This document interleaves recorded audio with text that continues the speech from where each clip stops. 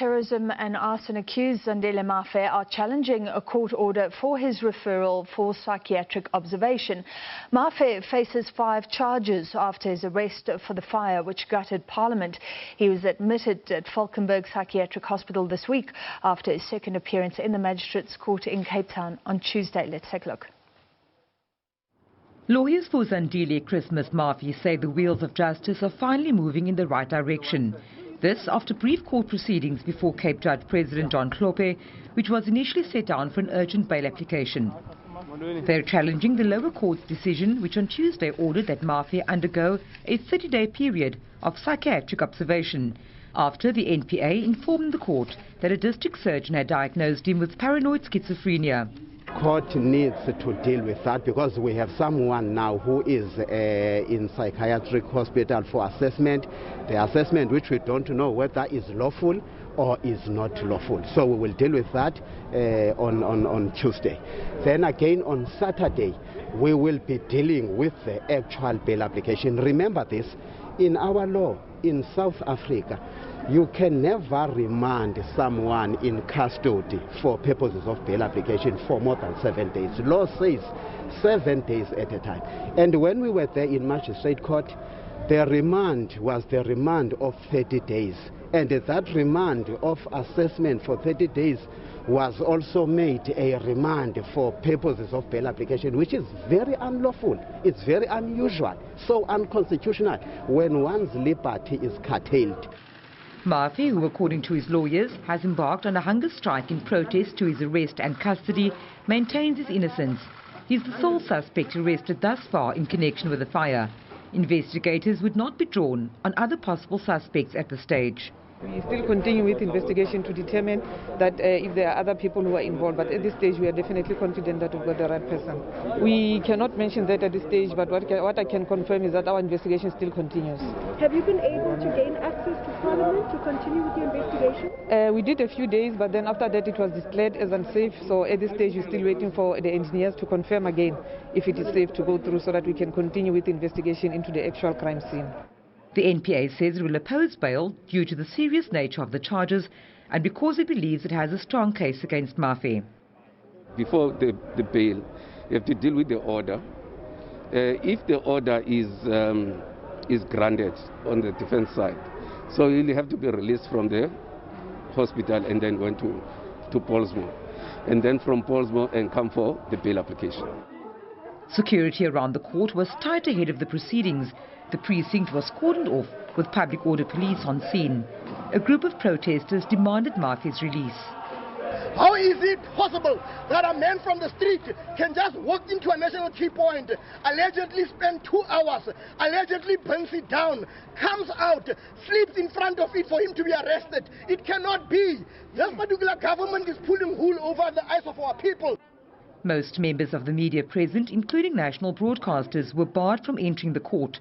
Officials cited a full courtroom and COVID-19 regulations. Only a few whose applications to take photos in court were approved were allowed inside.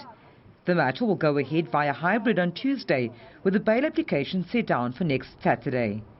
Vanessa Puna, SABC News, Cape Town. The bail application until next Saturday. In the meantime, an urgent application to challenge his commitment for psychiatric observation will be challenged on Tuesday. So that's what we're talking about. A magistrate previously ordered Mafe to undergo that observation at Valkenberg. Now, according to reports in an affidavit submitted, Mafe says he was arrested while sleeping outside Parliament. He says he was intimidated and told he would be sentenced to death if he did not cooperate. His lawyer says he maintains he did not set Parliament alight. And as we have been reporting, the Hawks say the charges still stand. They are, however, investigating the possible involvement of other suspects. To discuss, we're joined by legal expert Advocate Modidima Manya. Advocate, thank you for being with us. So Mr. Mafe says he was threatened. If that's true, and we don't know if it's true, but if it was, that would be coercion. That would be illegal. Yes, good afternoon. Yes, it would certainly be illegal, and I think if it is true, the officer who did that will have to face the full might of the law. How believable is a claim like that to you with your experience of officers of the law in South Africa? Look, I think it's a very difficult call to make. It does happen that officers use all sorts of tactics, including those that are not permissible in law.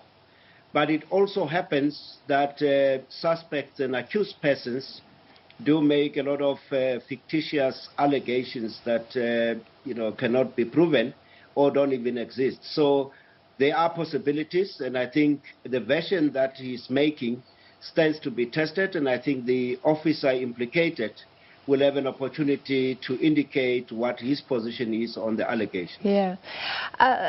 Advocate, we've been reporting that the Hawks are investigating the possible involvement of other suspects. Mafe has said he was being used as a scapegoat. I wish we could all see the footage and know what the police know and what the authorities know. I guess we would want them to do the best that they can, given the severity of this crime. Yes, certainly. I think that, one of the difficulties we face in this country, and I keep on repeating it, is the question of efficiency. And I'm not necessarily saying people must go and crack rocks to get information, but I think the pace of investigation of matters often raises concerns because, indeed, after this period, we should be having a clear sense of whether there are other suspects involved, and in fact, the police seem to be insistent that they have the right person, and if he is the only accused, that is fine, but if there are other people, by now the police should be having a clear sense of who else could have been involved. Yeah, this just raises more questions, a comment like that from the NPA. The prosecuting authority apparently did decide on the terrorism charge rather than a lesser charge relating to damaging infrastructure. That very serious charge of terrorism, does that suggest that they're confident in the evidence that they do have against Mafe?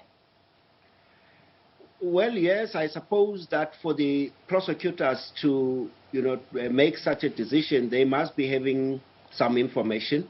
I don't think that the prosecutors could just willy-nilly decide on such a serious charge, well aware that their evidence is not cogent enough to sustain such a charge. But I think, the taste of the pudding is in the eating. It may be as well that the police think they've got good evidence, which might collapse when the trial starts, if it ever starts. You talk about the delays, and we know that he's got some serious legal help, Zandile Mafe aiding the case. How long do you think that this could drag on? I mean, is there a dispensation whereby the courts can say this needs to go through very quickly and we will do everything possible to make that happen? Well, the principle is that justice delayed is justice denied. Obviously, any form of arrest constitutes a deprivation of liberty, and hence there are rules and procedures, including affording an accused or a suspect an opportunity to apply for bail. Of course, that is for the court based on the facts and evidence placed before you to make a determination whether the restriction on the liberty must continue or must be lifted up. I think the one thing that I must say that concerns me is there seems to be a problem when Advocate Zandile Mafe represents people. I'm not sure what is the problem about it. I think he's entitled to represent people, and he must represent people, and particularly the most vulnerable, and we must encourage other colleagues to take up matters that involve vulnerable people. Yes, good point there. And what do you think the chances are of his lawyers challenging the 30-day mental observation? They say there's nothing wrong with him, but apparently there was a diagnosis. So that will come on Tuesday before the bail application on Saturday. Yeah, maybe one should clarify how this issue of the 30-day observation comes about.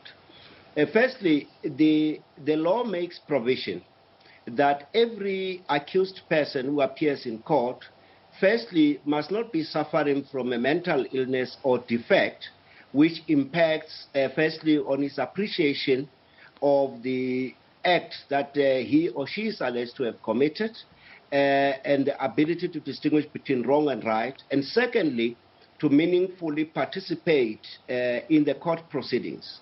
Now, the prosecution may make an application to court, so is the defense. The defense could have said to the court, we think there might be some mental issue here, or the court on its own can actually make an observation and request an evaluation.